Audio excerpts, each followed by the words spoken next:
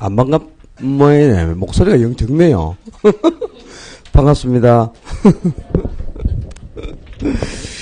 자, 오늘 진도 다 끝내야 됩니다. 마지막 주니까. 514쪽에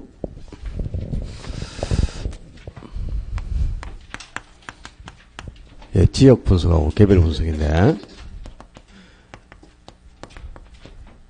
이 지역 분석하고 개별 분석을 구분하는 것도 거의 매년 그냥 한 문제 출제된다 이렇게 보시면 되겠습니다. 그러니까 상당히 기초에서는 지난주에 우리가 다룬 가격 재원칙하고 그 가격 재원칙에 못지않게 그냥 1순위 정도로 출제되는 게 지역 분석하고 개별 분석이다 보시면 되겠습니다. 내용이 이거는 어려운 건 없어요. 지역 분석하고 개별 분석이라 할 때 요 분석자 앞에 단어가 한 개 생략되어 있습니다. 가격 형성요이라는 단어가 하나 빠졌다 이렇게 생각하시면 돼요. 그럼 이제 지역 분석은 지역의 가격 형성요를 분석하는 작업이다 그런 뜻이 되겠고요. 개별 분석은 개별적인 가격 형성요를 분석하는 작업이다 이런 뜻이겠죠, 그죠? 이게 무슨 말이냐? 왜 지역의 가격 형성요를 분석하고 또 개별적인 가격 형성요를 분석하느냐 이유가 있겠죠. 자, 지금 이 평가하고자 하는 대상 부동산이 지금 요 노란 색깔로 표시한 부동산이 평가하고자 하는 대상 부동산이라고 가정해보자요. 그럼 이 대상 부동산은 반드시 어떤 지역에 속해 있습니다. 어떤 지역에 속해 있겠는데 이 대상 부동산이 속한 지역을 인근지역이란다, 그죠? 근데 인근지역은 한 가지 용도가 집단화된 지역이기 때문에 만약에 대상 부동산이 주거용이면 이 지역은 대부분 주택들로 밀집이 되어 있어요. 그런데 대상 부동산이 만약에 단독주택이라면 대부분 단독주택들로 밀집이 되어 있습니다. 그리고 또 대상 부동산이 아파트라면 대부분 아파트로 밀집이 되어 있고요. 이 대상 부동산이 공장이라면 공업용 부동산으로 공장들로 대부분 밀집된 지역이죠. 그러니까 어떤 한 개의 용도를 중심으로 해서 집단화된 지역을 인근지역이라고 하는데 지금 이 평가하고자 하는 대상 부동산이 바로 이 지역에 속해 있으니까 이 지역에 밀집한 영향을 받아서 가격이 형성될 수밖에 없었겠죠.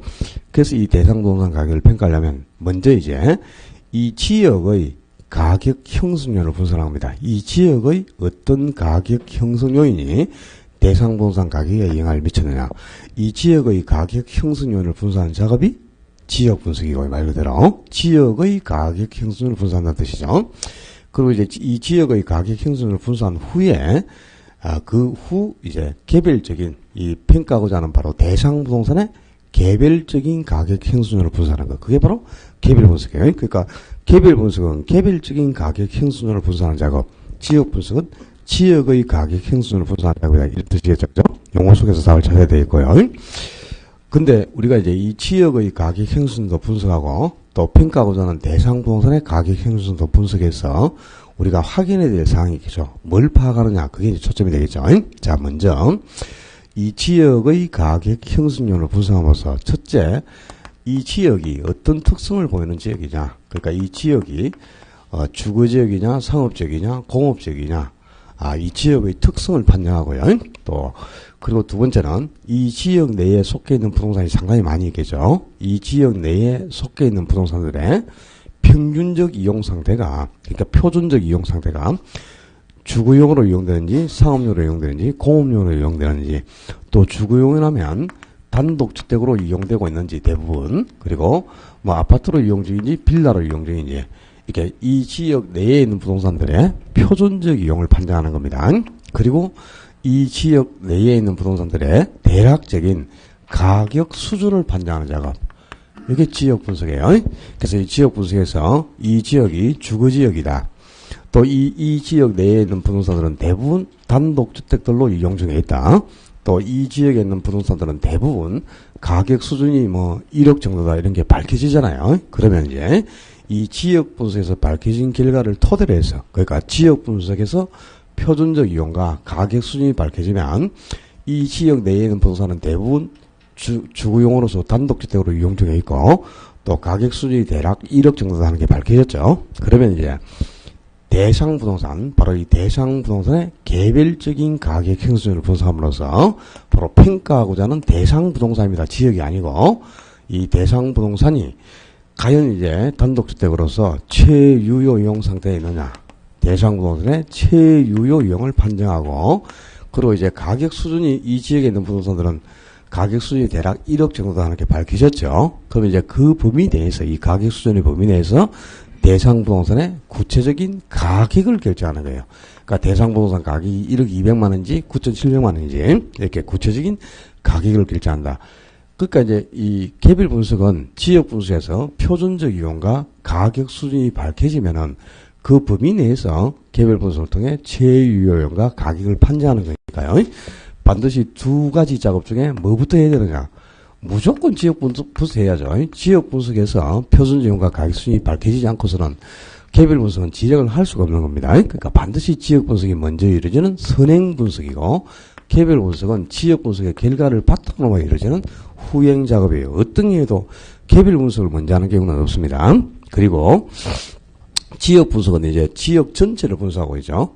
이 지역 전체를 분석하니까 범위가 넓은 데 비해서 개별 분석은 대상 부동산의 개별적인 이 대상 부동산의 분석을 국한해서 이 대상 부동산의 개별적인 가격 형성률을 분석하는 거니까 대상 부동산의 범위가 국한되어 있는 거죠. 그러니까 범위가 이제 지역 분석이 훨씬 넓고 개별 분석이 좁은 분석이죠. 그러니까 지역 분석이 전체적이다.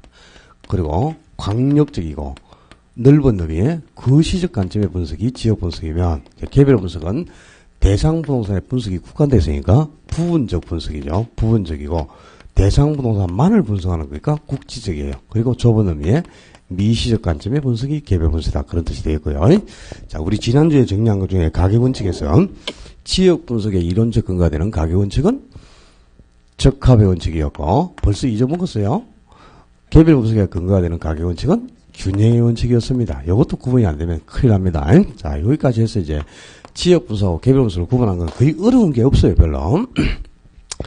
지역의 표준적 이용과 가격 수준을 판정하는지, 그리고 이 대상 부동산의 최유효용과 가격을 결정하는지, 둘 중에 어떤 작업을 먼저 해야 되느냐, 어떤 게 넓은 의미의 분석이고 좁은 의미의 분석이냐, 그리고 이론적 근거가 되는 가격 원칙이 뭐냐, 여기까지를 구분하는 게 그냥 시험 문제라고 보시면 돼요. 그러니까 지역 분석은 뭘 분석하는 거야? 지역이죠. 이 대상 부동산에 속해 있는 지역을 분석하는 거고요. 지역을 분석하는 거고, 개별 분석은 대상 부동산을 분석하는 겁니다. 이 단어가 바뀌어도 안 되겠죠, 당연히. 그지? 지역을 분석해야 범위가 넓은 거시적 관점이 분석이 되고, 대상 부동산만을 분석하니까 좁은 의미의 미시적 분석이 되겠죠, 그죠? 그러니까 이 단어가 바뀌어도 안 되겠고, 지역 분석에서 우리가 판정하고자 하는 것은 뭐? 지역의 표준적 이용과 가격 수준이에요. 가격이 아니고, 표준 이용과 가격 수준을 파악하는 거고, 개별 분석은 대상 부동산의 최유효용과 가격을 결정하는 겁니다. 가격하고 가격 수준은 다른 말이겠죠. 그리고 표준적 이용이나 가격 수준은 여러 개의 부동산의 평균적인 이용 상태를 뜻하니까 지역 분석에서만 나와야 되는 거고, 최유효용이나 가격이라는 말은 한 개 부동산에 국한돼서 쓰는 용어죠. 그러니까 대상 부동산에 국한해서 쓰는 용어니까 개별 분석에서만 나와야 되는 용어죠. 이런 단어가 한 개 바뀌면 큰일 나는 거죠. 그 지역 분석이 반드시 먼저 이루어지는 선행 작업이고, 개별 분석이 뒤에 이루어집니다. 후행 분석이고, 지역 분석의 근거는 적합의 원칙, 개별 분석의 근거는 균형의 원칙이네요. 자, 여기까지 딱 구분하면은, 지역 분석하고 개별 분석 구분한 건 거의 그냥 한 개 맞출 수 있다, 이렇게 보시면 돼요.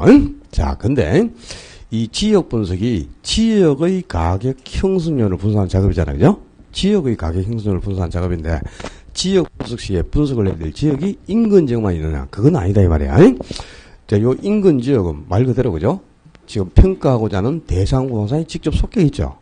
이 대상 부동산은 인근 지역에만 속해 있는 겁니다. 이 대상 부동산에 속한 지역을 인근 지역이라 하는데, 자, 이 대상 부동산은 속해 있지 않더라도 이 대상 부동산하고 용도와 기능이 똑같고 또 이 인근 지역하고 지역 특성이 비슷해 가지고 서로 밀접하게 대상 부동산과 대체 경쟁 관계가 성립하는 지역이 있어요. 그러니까 지금 평가하고자 하는 대상 부동산, 이 대상 부동산은 어디에만? 인근 지역에만 있다 그랬죠. 그런데 대상 부동산은 속해 있지 않아요. 지금 노란 색깔로 표시한 대상 부동산은 인근 지역에만 있는 겁니다.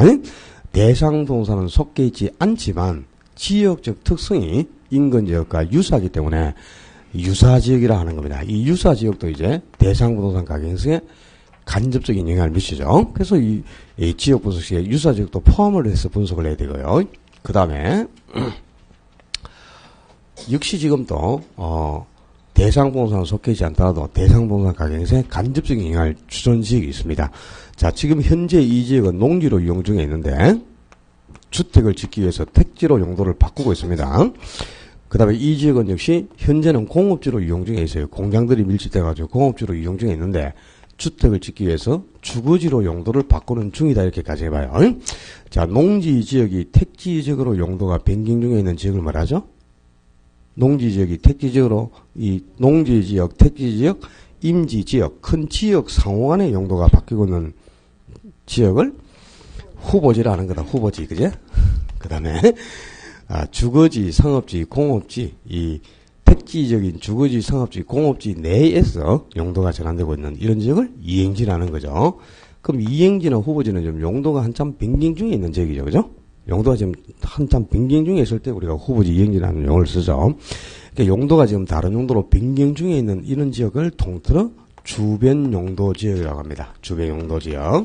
근데 이 주변 용도 지역도 나중에 이 지역들도 이제 주택이 들어서면서 인근 지역하고 용도가 같아질 수가 있겠죠. 그래서 지금 이런 지역들도 대상부동산 가격에 간접적인 영향을 주고 있어요. 그래서 지역 분석 시에 분석을 해야 될 지역은 이 대상부동산에 속한 인근 지역만을 분석하는 것은 아니고 인근 지역과 또 대상부동산에 속해 있지 않아도 대상부동산 가격에 간접적으로 영향을 주고 있는 유사지역과 주변 용도 지역까지를 포함해서 지역 분석시에 분석을 해야 돼요. 그러니까 지역 분석의 대상은 인근 지역, 유사 지역, 주변 용도 지역을 합친 요 전체 권역이 됩니다. 이 가장 넓은 요 세 가지 지역을 포함한 가장 넓은 이 최원방 권역을 동일 수거권이라고 하는 거예요. 그래서 이 동일 수거권 전역이 지역 분석의 대상이 된다. 그런 뜻입니다. 그러니까 지역 분석의 대상은 인근 지역과 유사 지역과 이 주변 용도 지역까지를 포함하는 동일 수거권 전체가 분석의 대상이 되는 거예요. 그런데 그 지역 분석의 대상 범위 중에서도 가장 중요한 지역은 어떤 지역일까요? 당연히 인근 지역이겠죠, 그죠? 대상 부동산은 바로 인근 지역에만 속해 있으니까 이 지역 분석의 범위 중에서 가장 중요한 지역은 인근 지역인데요. 자, 이 인근 지역이 어떤 지역이냐? 이 인근 지역의 개념이 아주 중요한 겁니다. 거기 간평 규칙이 그대로 나와 있죠. 인근 지역, 유사 지역, 동일 수거권 해가지고 그 세 가지 개념을 정해 놨죠, 그죠? 간평 규칙 그 자체가 시험 문제라고 보시면 돼요. 자, 인근 지역이란 대상 부동산이 속한 지역으로 속한 동그라미 딱 해야지. 대상 부동산은 인근 지역에만 속해 있단 말이에요. 그 간평 규칙을 지금 읽고 있는 중이다. 대상 부동산이 속한 지역으로서 뭐라 그래서 대상 부동산이 속한 지역으로서 부동산의 이용이 동질적이고 가치 형성 요인 중 무슨 요인을 공유하는 지역? 지역 요인을 공유하는 지역. 지역 요인을 서로 공유하고 있는 지역이다. 개별 요인이 아니고. 자, 작년 시험 문제가 요게 바로 간평 규칙에 대한 설명으로 틀린 것에 대해서 요게 답으로 나왔습니다. 인근 지역이란 보통 옛날에는 이렇게 나왔어. 인근 지역이란 대상 부동산에 속한 지역으로서 부동산 이용이 동질적이고 가치 형성 중 지역 요인을 공유하는 지역을 말한다. 이렇게 정의되어 있죠. 근데 그걸 이제 인근 지역이란이 아니고 유사 지역이란 이렇게 고쳐서 나왔거든, 옛날에는. 근데 작년 시험 문제는 거기를 고친 게 아니고 뒤에 지역 요인을 공유하는 지역을 말한다. 이걸 개별 요인을 공유하는 지역을 말한다. 이렇게 고쳐서 나왔습니다. 이게 포인트가 달라진 거죠. 시험 포인트가죠. 옛날에는 인근 지역이냐 유사 지역이냐의 개념을 묻는 게 초점이었어요. 근데 지금은 이제 방향을 바꾼 거지. 지역 요인을 공유하는 지역이 인근 지역이다 말이야. 개별 요인이 아니고. 요 지역 내에서 이 지역 내에서 같은 지역적 특성을 공유하고 있으니까 용도와 기능이 똑같은 부동산이 집단화되어 있다 이런 의미입니다. 그런 지역을 인근지역이라는 거예요. 그러니까 자, 인근지역은 첫째 대상 부동산이 속한 지역, 대상 부동산에 속한 지역으로 가치 형성 요인 중 무슨 요인? 지역 요인을 공유하는 지역을 말한다. 그 개념 자체를 기억을 하고요. 이제 오른쪽 페이지로 가서 자, 인근 지역이 대상 부동산이 속한 지역입니다. 그러니까 이 대상 부동산은 어디에만 인근 지역에만 속해 있다. 대상 부동산은 인근 지역에만 속해 있는 거지. 다른 지역에는 대상 부동산은 없습니다. 바로 평가하고자 하는 대상 부동산이 속해 있는 지역이 인근 지역이고. 그래서 대상 부동산이 속해 있으니까 대상 부동산 가격 형성에 직접적인 영향을 미친 지역이겠죠. 대상 부동산의 가격 형성에 직접적인 영향을 미친 지역. 지금 어디에 동그라미를 쳐야 되는지 모르죠, 지금.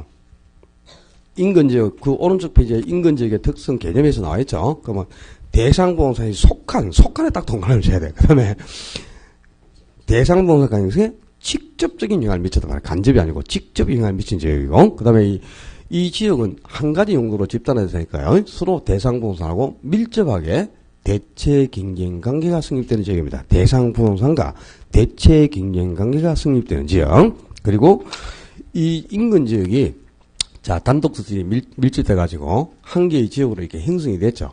그럼 이 인근 지역의 규모, 크기가 어느 정도냐? 인근 지역은, 도시나 농촌과 같은 지역사회보다 훨씬 작은 개념이에요. 그러니까 이제 여러 개의 인근 지역이 모여서 한 개의 지역사회를 형성한다는 뜻입니다. 그러니까 지역사회하고 똑같은 게 아니고 지역사회보다 훨씬 작은 지역이라고, 작은 지역. 그러니까 지문이 인근 지역이란 도시나 농촌 같은 지역사회를 의미한다 그러면 안 되겠지.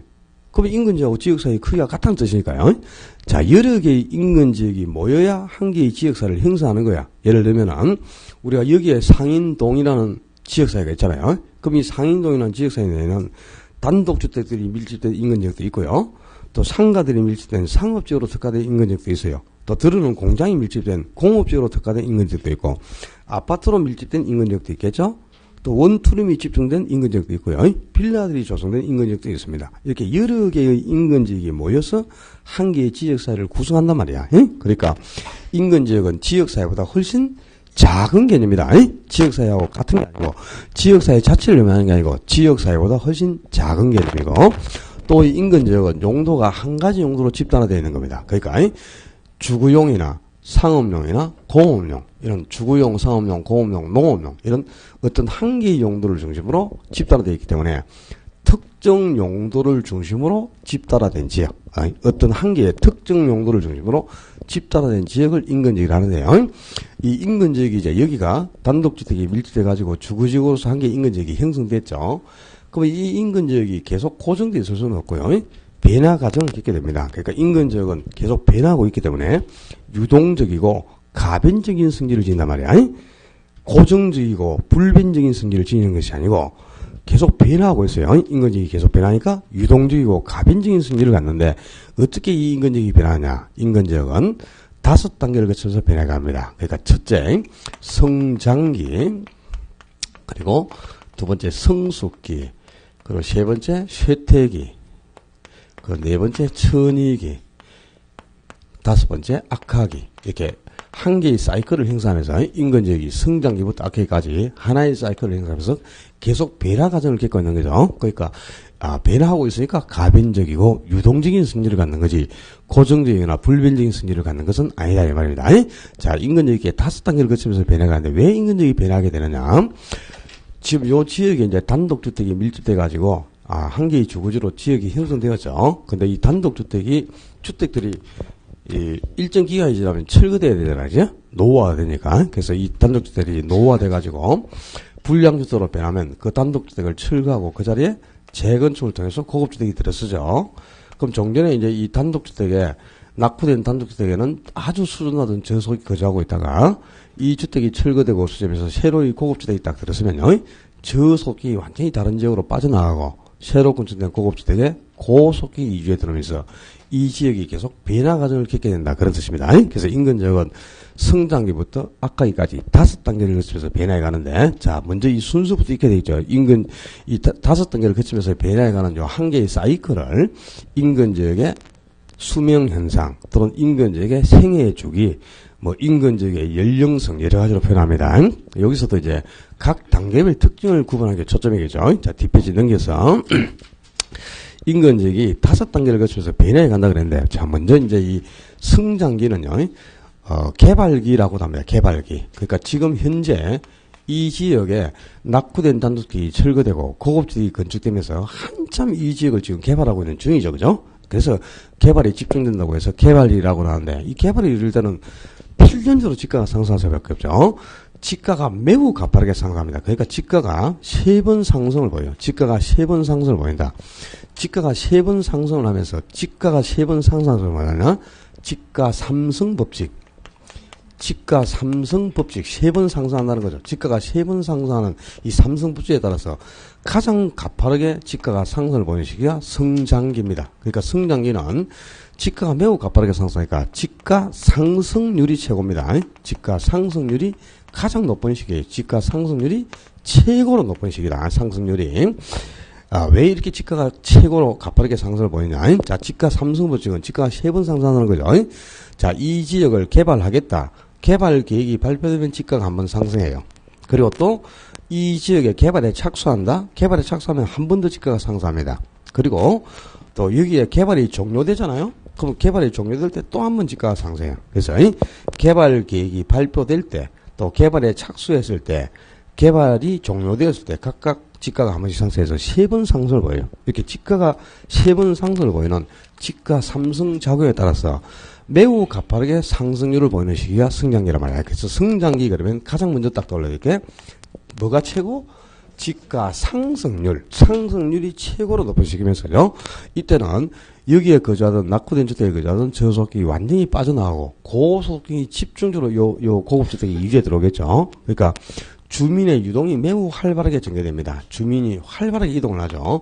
주민의 유동이 매우 활발하게 전개되고요. 고소득층 간에 저지역을 차지해서 입지 경쟁이 치열하게 전개되는 시기고, 또 저소득이 거주하는 지역이 고소득 지역으로 변모가 있지 않습니까? 그죠?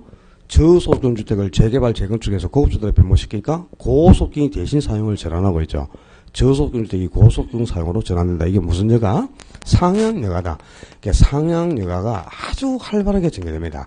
상향여가도 활발하게 전개되고, 그리고 집가가 가파른 상승을 보니까 투기가 쉽게 개입되겠죠. 투기라든가 투자가 집중되는 시기가 성장기고요. 또 이때 거래되는 부동산은 전부 신축 부동산을 거래하고 있겠죠. 그죠? 그래서 신축 부동산이 거래의 중심을 행사하는 그런 단계가 성장기가 되겠습니다.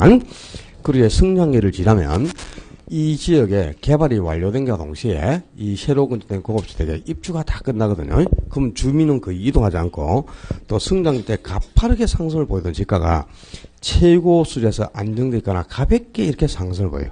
이런 시기가 이제 성숙기란 말이야. 그러니까 성숙기는 모든 기능이 최고 수준에서 안정되는 시기다. 그래서 안정기라고도 합니다. 안정기. 모든 것이 다 최고 수준에서 안정된다는 거죠. 그러니까 성장이 때 가파르게 상승하던 집가가 집가 수준도 최고 수준에서 딱 안정돼 있죠. 집가 수준이 최고입니다. 집가 수준. 집가가 상승률이 최고가 아니고 집가 수준이 가장 높은 시기고요. 집가 수준이 최고이면서 지역의 기능도 최고 수준에서 모든 것이 최고 수준에서 딱 안정됩니다. 집가 수준도 최고, 지역의 기능도 최고 수준이 되죠. 그리고 이제 성숙기 딱 접어들면 개발이 종료되면서 입주도 다 끝나잖아요. 그러면 이제 주민은 거의 이동하지 않아요. 주민의 유동은 거의 일어나지 않습니다. 주민의 유동이 거의 없고요. 그리고 여가 현상도 나타날 수가 없죠. 여가 현상은 성장기 때 활발하게 전개되고, 그리고 성숙기 가면 여가 현상 자체도 존재하지 않아요. 여가 현상도 발생하지 않습니다. 여가도 일어나지 않고요. 거의 그냥 모든 것이 최고 수준에서 딱 정착이 되는 시기고, 그리고 성장기 때 이 신축 건물이 다 거래가 되잖아요. 그럼 성장기 때 신축 건물이 거래되고 나면 성숙기부터 거래되는 거는, 자, 기존의 새 건물을 누가 분양을 받아서 입주를 했지. 그 사람이 거주하다가 다른 사람이 들어오면 그 다른 사람은 쓰던 걸 사는 거죠. 그죠? 그러니까 성숙기부터 거래되는 부동산은 전부 중고로 매매하는 겁니다. 그러니까 신축 부동산은 성장기 때만 거래가 되고요. 성숙기부터 거래되는 거는 전부 중고 부동산입니다. 중고 부동산 또는 기존 부동산이 거래의 중심을 형성하는 단계가 성숙기가 되겠네요. 그리고 이제 성숙기를 지나잖아요. 그러면 요 최고 수준이던 집가도 서서히 집가도 하락을 하기 시작하고요. 그리고 지역 기능도 서서히 떨어지기 시작하죠. 그러면서 이제 여기 거주하던 저 고소득층이 한두 명씩 다른 곳으로 이탈해 나갑니다. 다른 곳으로 이제 고급주택을 찾아서 이사해 가죠. 그러면 그 빈집에 아주 수준 낮은 저소득층이 서서히 이주해 들어오죠. 그러면서 이 지역에 이제 고소득층 쓰던 주택을 저소득층이 서서히 물려받으니까 하향여가가 서서히 시작됩니다. 그런 단계가 이제 쇠퇴기거든요. 그래서 쇠퇴기는 지역이 노후화 단계로 접어들어가는 시기다. 그래서 노후화 단계 또는 노후화기라고도 합니다. 그러니까 최고 수준이던 집가가 서서히 하락하기 시작하죠. 집가가 하락하기 시작합니다. 집가가 하락을 시작합니다. 그리고 이제 지역 기능도 서서히 쇠퇴해 가죠. 그리고 건물의 경제적 내용 연수, 물리적이 아니고 경제적 내용 연수가 거의 종료돼 가요. 경제적 내용 연수가 종료돼 간다는 말은 유용성이 거의 떨어진다는 뜻이다. 물리적 내용 연수가 종료되면 철거를 해야 되잖아요. 그죠? 근데 경제적 내용 연수가 종료돼 간다는 거는 이제 수수비가 점점 증가해 가면서 수익이 점차 감소해 가기 시작하는 단계라는 거죠. 유용성이 거의 떨어져 가는 그런 시기고요. 저소득층이 고소득 쓰던 주택을 서서히 물려받아요. 그러니까 하향여가가 시작되는 단계입니다. 서서히 시작되고, 또 이 지역을 재개발하는 단계가 재개발이 서서히 시작되는 단계도 바로 쇠퇴기예요. 왜 이 시기에 재개발이 시작되느냐? 자, 재개발은요, 요 쇠퇴기 말 정도부터 해가지고, 요 쇠퇴기 말 요 정도 시점부터 시작해서 천이기 초, 요 사이에 재개발이 이루는 게 가장 바람직해요. 재개발이. 쇠퇴기 말에서부터 천이기 초 사이에 재개발이 이루는 게 가장 바람직하기 때문에 쇠퇴기에 이제 재개발이 서서히 시작되는 거죠. 그리고 이 수명 주기가 성장기보다 아까까지 요 한 개의 사이클을 형성하는데 보통 몇 년 정도 소요되느냐? 보통 몇 년? 성장기, 성숙기, 쇠퇴기, 전이기 아까까지 한 번 요 사이클을 형성해서 진행되는데 몇 년 정도 걸릴 것 같아요? 20년, 18년, 뭐 누가 그런 소리 누가 돼요? 웬 또, 그 18이 왜 나왔다? 그런 소리 하면 안 돼요. 18년은 무슨 마음을 담았어. 거기에 마음을 담으면 안 되지. 보통 성장기부터 요 아까까지 한 번 사이클을 행사하는데 요 한 번 딱 지냈는데 100년 걸립니다. 100년. 100년. 100년인데 학자에 따라서는 200년까지 보는 학자도 있어요. 200년으로 보는 사람도 있는데 이제 통설은 대략 한 100년도 진행된다. 그 앞장에 나와 있어요. 한 개의 사이클을 행사해서 대략 100년도 걸린다. 앞에 지 맨 아래 보면 나와 있습니다. 100년도 있지 당연히. 100년도 걸리는데 그 중에서 그죠? 요 한 개 사이클을 갔는데 100년인데 그 100년 중에 요 쇠퇴기만 40년에서 50년을 차지해요. 쇠퇴기가. 그러니까 쇠퇴기가 거의 절반 정도를 차지하고 있죠. 그래서 수명주기 중에서 가장 장기간 지속되는 단계다. 요것도 이제 기억을 해둬야 되겠습니다. 가장 오랜 기간 지속되는 단계가 쇠퇴기예요. 그리고 이제 쇠퇴기를 지나잖아요. 그러면 집가는 더 하락하고, 그리고 아주 이제 이 지역 기능도 뚝 떨어져 버리고, 건물도 완전히 낙후된 상태로 변하니까, 여기 거주하던 고속계획이 전부 다른 지역으로 이주해 나가버리겠죠? 그럼 아주 수준 낮은 저속계획이 집중적으로 이주해 들어오면서, 지역 기능이 완전 정반대되는 행사로 변하는 거지. 고소득 거주 지역이 저소득 거주 지역으로 완전히 변모가 되어버리니까, 과도기적인 현상이 나타난단 말이야. 그래서, 천이기를 과도기라고 합니다. 과도기라고 하는데, 지가가 이제 쇠퇴기보다 더 하락하는 거죠. 근데 이 천이기에 가면은 요 지역을 서로 차지하기 위해서 저소득 간에 치열하게 입지 경쟁이 전개됩니다. 저소득 간에. 그래서 저소득 간에 입지 경쟁이 치열하다 보니까 지가가 수직적으로 뚝 떨어지는 게 아니에요. 그런 게 아니고 바닥권에서 가볍게 이렇게 등락을 한단 말이에요. 그래서 지가가 이렇게 가벼운 상승을 보이기도 하면서 이렇게 하락해가. 이런 시기가 천이기단 말이에요. 그러니까 지가는 가볍게 상승을 하기도 합니다. 지가가 가벼운 상승을 보인다. 자, 지가가 가볍게 상승을 보인다. 그래서 또, 종전에 이게 뭐 성장기나 성숙기의 최고 수준까지 지가가 다시 회복돼서 상승해 간다. 그런 뜻이 아닙니다. 이미 지가는 쇠퇴기보다 더 하락을 했죠. 바닥권으로 완전히 하락해 있어. 근데 저 순간에 입지 경쟁이 치열하다 보니까 바닥권에서 가볍게 이렇게 오르락내락하고 상승을 보인다는 거지. 수직적으로 옛날처럼 막 개발이 집중될 때처럼 지가가 급등을 해서 성숙기 요 최고 수준까지 도달한다. 그런 뜻이 아니다. 이 말이야. 알았어요? 바닥권에서 지가가 가벼운 이렇게 상승을 보인다는 거예요. 그리고 이제 요 시기 되면 건물이 거의 이제 사용할 수 없는 종료까지 가죠. 그러니까 건물의 물리적 내용수, 경제적 내용수가 아니고 물리적 내용연수가 거의 종료돼가는 시기입니다. 물리적 내용수가 거의 종료되고, 또 이때는 이제 고속도는 완전히 다른 지역으로 빠져나가죠.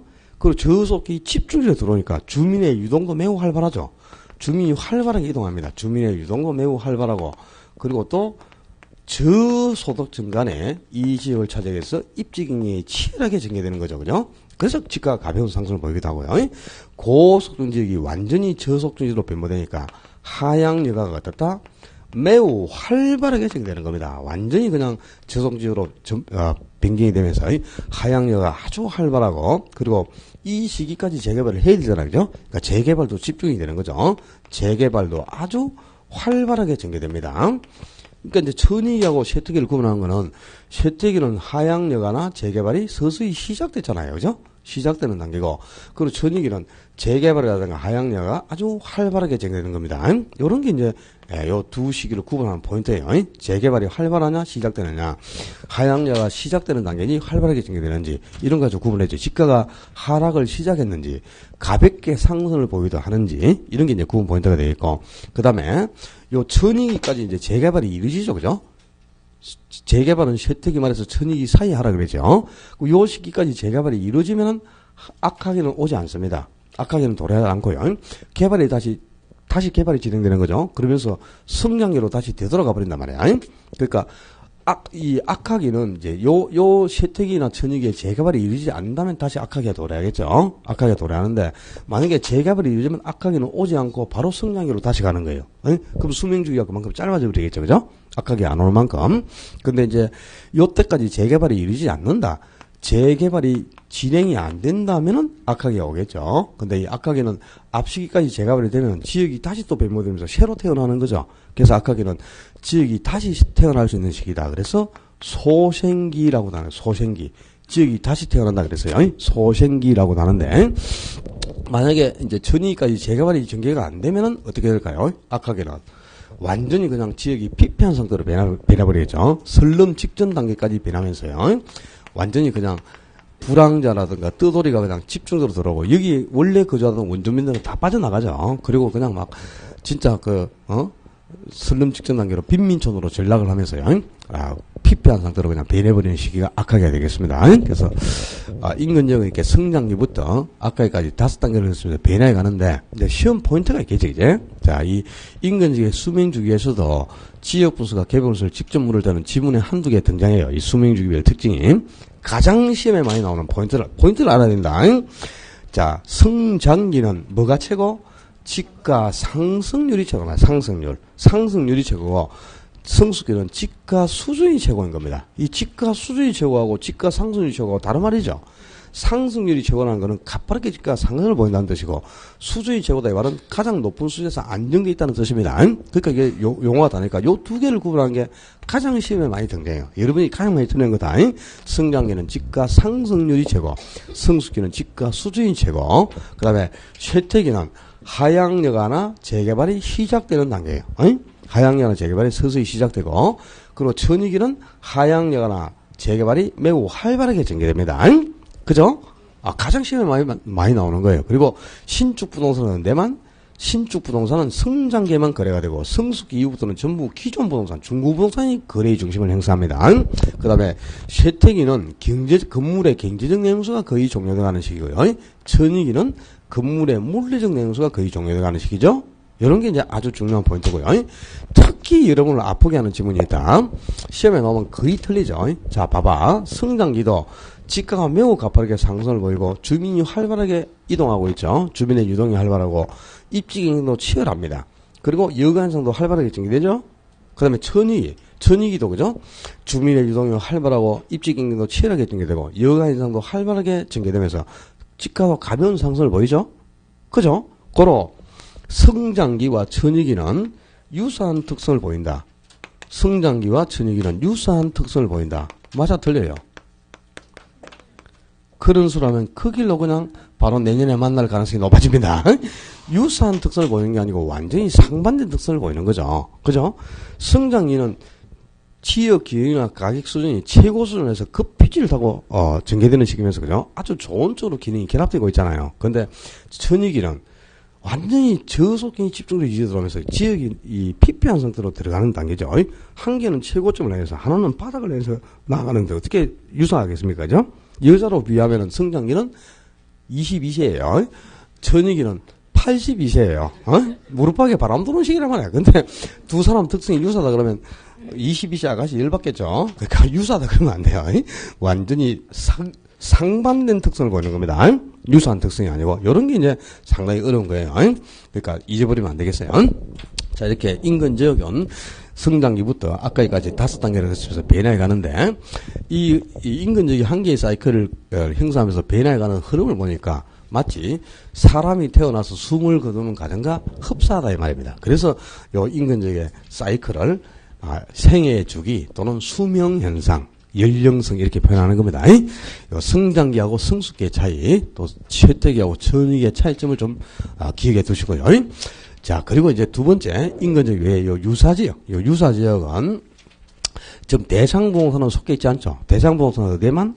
인근지역에만 있다 그랬잖아요, 그죠? 그러니까 대상부동산은 속해 있지 않습니다. 그렇지만 이 대상부동산과 용도와 기능이 동일적이고 가격 수준도 서로 비슷하기 때문에 서로 밀접하게 대체 경쟁 관계가 성립되는 지역, 그런 지역을 유사지역을 한단 말이야. 그러니까 우리 감평규칙이 아까 유사지역을 어떻게 정해놨냐. 한 장 앞으로 다시 가서 감정평가에 관한 규칙에 유사지역 어떻게 정의돼서 유사지역이란 대상부동산이 속하지 아니하는 지역으로 지역적 특성이 인근 지역과 유사한 지역을 말한다 이렇게 되어 있잖아. 그죠? 지역적 특성이 인근 지역하고 유사하기 때문에 유사지역이라는 겁니다. 근데 대상부동산 속해 있지 않다 이 말이죠. 그죠? 대상부동산은 어디에만? 인근 지역에만 있다 그랬어. 그러니까 대상부동산은 속해 있지 않은데 이 인근 지역하고 지역적 특성이 비슷하니까 유사지역을 한다 이 말입니다. 그런데 이 유사지역도 이제 대상부동산하고 용도와 기능이 비슷하고 그죠? 또 가기순도수로 비슷하니까 밀접하게 대상부동산하고 대체 경쟁력이 승립하겠죠. 그러면서 이제 이 대상부동산 가격에 간접적인 영향을 주는 겁니다. 직접 영향을 미치지 못하고죠. 이 대상은 속해 있지 않으니까 간접적인 영향을 주는 지역인데 여기서 중요한 포인트가 이 유사지역이 인근지역하고 가까이 있어야 유사지역이 되느냐. 그건 아니다 이 말이야. 그러니까 유사지역은 인근지역과 인접해 있을 필요가 없다 이 말입니다. 그러니까 유사지역은 인근지역하고 거리가 가까이 있어야 유사지역이 되는 게 아니고요. 거리의 이 가까움을 가지고 유사지역을 판단하는 게 아니고 용도와 기능이 동질적이냐. 용도와 기능이 같다면 유사지역이 되지만 아무리 가까이 붙어 있어도 용도와 기능이 다르면 그건 유사지역이 아니에요. 그건 다른 인근지역이 되는 거지. 오케이? 그러니까 여기서 이제 중요 포인트가 유사지역은 인근지역과 인접해 있어야 하며 이런 소리 하면 큰일 나는 거죠. 인접해 있을 필요가 없다 이 말이야. 인접해 있을 필요는 없고 용도와 기능이 동질적이어야만 유사지역이 된다는 거죠. 그래서 지역 특성도 비슷하고 용도와 기능이 같기 때문에 유사지역이라고 하는 거예요. 그리고 세 번째, 요 동일수호권. 동일수호권은 이제 요게 인근지역하고요. 그 다음에 두 번째, 유사지역하고 세 번째, 요 용도가 변경 중에 있는 주변 용도지역까지를 딱 합치니까 가장 넓은 타운행 권역이 완성이 됐죠? 이걸 동일수권이라니까. 자, 동일수권은 인근지역과 유사지역뿐만 아니라 뭐까지? 주변 용도 지역까지를 포함을 해야 돼. 이 주변 용도 지역까지를 포함하고 있는 가장 광역적인 범위. 그러니까 이제 나중에 대상부동산 가격을 거래 사례 비법으로 평가를 하려면 거래 사례를 선택해야 되잖아요. 그죠? 사례를 선택해야 되는데 원래 사례는 인근지역에서 선택하는 게 원칙입니다. 근데 인근지역에 있는 사례가 적합한 사례가 없다면 유사지역에서도 선택할 수 있어요. 그리고 동일수권 내에서도 당연히 선택이 가능하단 말이에요. 그러니까 요 사례를 선택할 수 있는 가장 넓은 범위를 동일수권을 하니까요. 동일수권을 정의하자면 인근지역과 유사지역뿐만 아니라 주변 용도 지역까지를 포함하는 사례 수집의 최원방 권역. 그러니까 사례를 수집할 수 있는 가장 광역적인 범위 이런 뜻입니다. 이걸 바로 동일수권이라고 한다 이 말입니다. 그래서 자, 또 여기서도 또 함정한 게 있죠. 자, 동일수권은 인근지역과 유사지역으로 구성되어 있다. 그러면 안 돼. 인근지역과 유사지역으로 구성된다 그러면 주변 용도지역은 동일수권에 포함이 될 수가 없다는 뜻이 되잖아요. 그러니까 요걸 빠뜨리면 안 됩니다. 인근지역과 유사지역뿐만 아니라 주변 용도지역까지를 포함하는 가장 광역적인 범위를 동일수권이라고 한다. 그렇게 해서 동일수권의 개념까지도 기억해 두면 되겠어요. 자, 이 지역 분석하고 개별 분석은 그다지 크게 어려운 게 아니고 작년에도 이제 지역 분석하고 개별 분석은 원래 지역 분석하고 개별 분석을 구분할 때는 이걸 묻는 거야. 표준지역을 판정하는지, 제휴형을 파악하는지, 또 가격 수준을 판정하는지, 가격을 계산하는지, 어떤 작업이 먼저 이루어지고 뭐가 뒤에 이루어지느냐. 그 이론적 근거되는 가격 원칙이 적합의 원칙인지 균형의 원칙인지 요 정도를 구분하는 게 시험 포인트인데요. 근데 대부분 이제 답을 여기서 이제 바꿔서 내죠. 근데 이 수명주기별 특징도 지문으로 한 덩이 넣고요. 동일수권이나 유사지역의 개념도 또 지문으로 한 개씩 만들겠죠. 이렇게 해서 그냥 한 문제를 내는데 작년에는 지문으로만 한 개 나왔어. 지문으로만 딱 한 개 나오면서 거기에서 답이 나왔잖아요. 인근지역의 개념을 지문으로 딱 내면서 그걸 틀린다고 냈습니다. 그러니까 인근지역은 대상부동산이 속한 지역이라고 했죠. 대상부동산이 속한 지역으로서 부동산의 이용이 동질적이고, 그러니까 부동산의 이용이 동질적이고 이 말이 뭐고, 용도가 똑같은 용도가 집중되어 있다 이 말이야. 그래서 주거용이나 상업용, 공업용 한 개의 용도를 중심으로 집단화된 지역이죠. 부동산의 이용이 동질적이고 또 가치 형성 요인 중 무슨 요인을?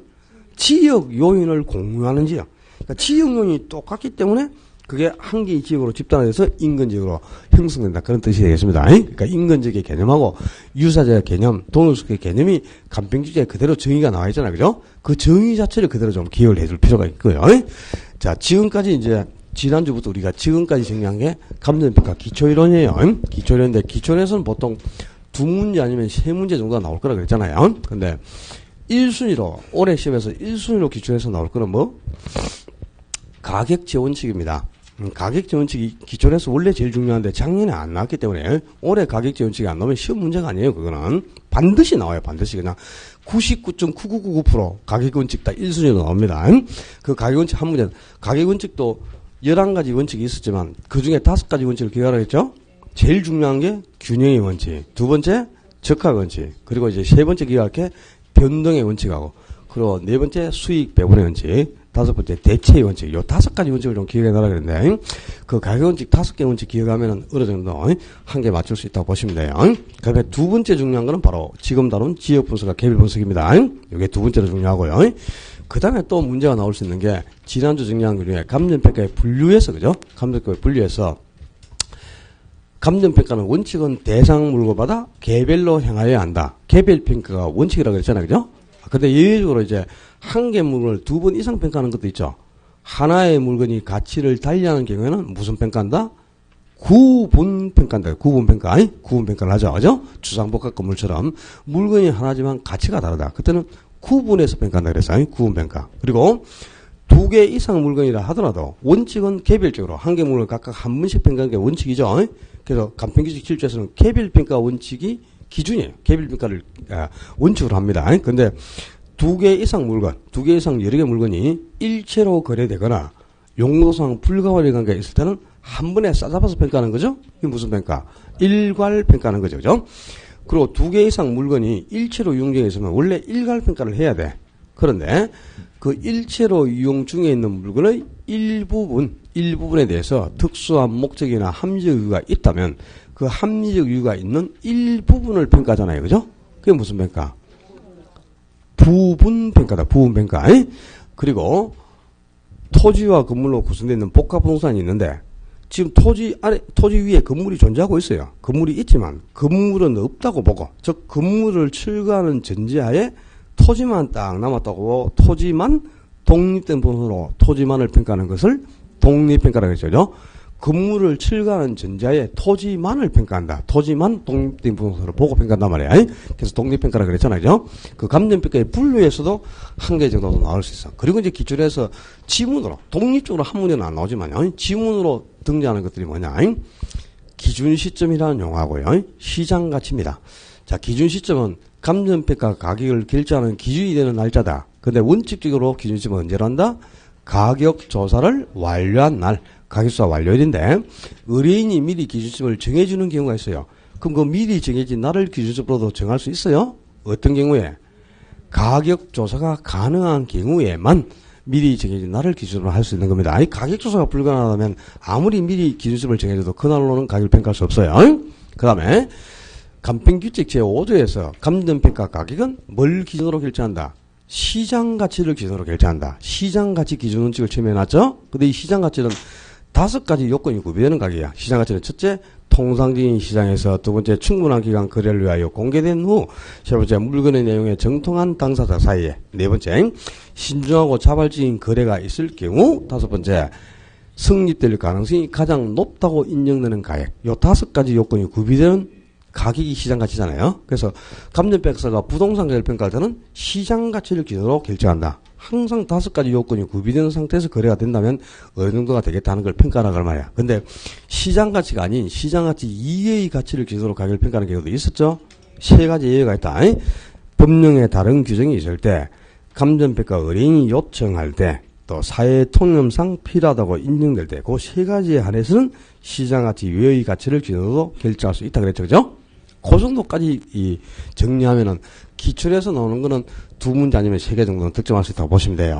자, 이제 521조 감정평가 3방식.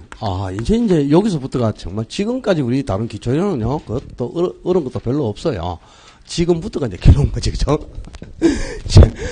머리 지끈지끈한 연기로 들어왔어요. 그러니까 오늘 감정평가가 3가지 방식에서 가격하고 임대료를 평가하는 방법이 7가지가 있는데, 그 3가지 방식에서 가격과 임대료를 평가하는 7가지 방법이 어떻게 가격이나 임대를 평가하는지 원리를 전부 접목을 시켜야 돼요.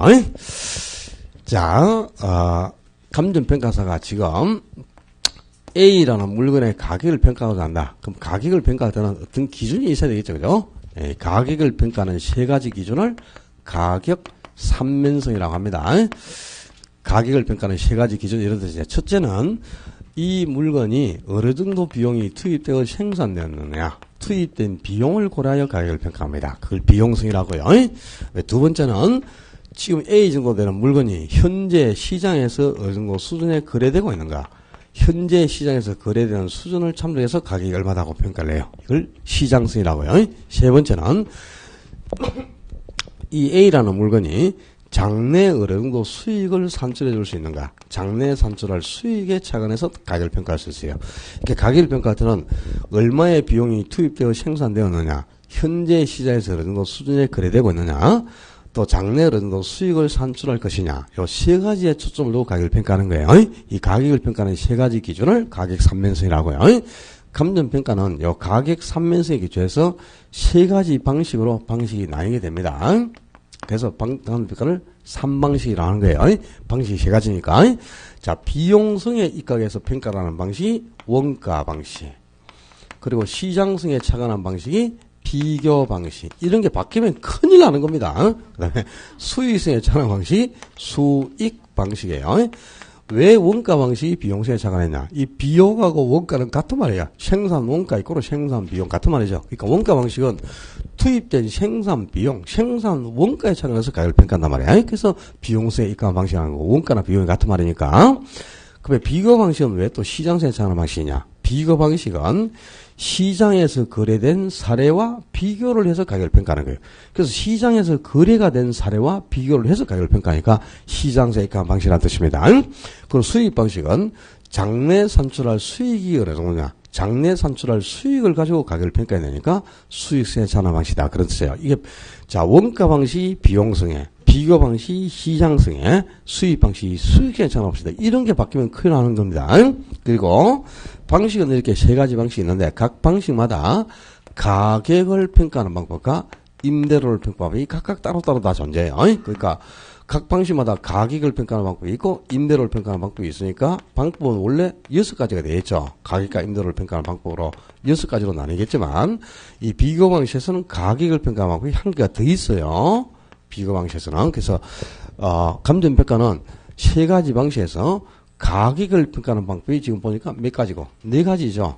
그리고 임대료를 평가하는 방법이 3가지죠. 그래서 방법이 가격을 평가하는 4가지 방법과 임대료를 평가하는 3가지 방법 합치니까 7개가 되죠. 그래서 감정평가를 3가지 방식에 가격과 임대료를 평가하는 7가지 방법으로 나뉜다. 그래서 3방식 7방법이라고 한다 이 말입니다. 3방식 7방법이라고 하는데, 자, 원가 방식에서 가격을 평가하는 방법이 원가법. 그리고 원가 방식의 임대료를 평가하는 방법이 적산법. 그리고 비교 방식에서 가격을 평가하는 방법은 거래 사례 비교법. 임대료를 평가하는 방법이 임대 사례 비교법. 그리고 가격을 평가하는 것 중에요. 오직 토지의 가격만을 평가하는 방법이 있어요.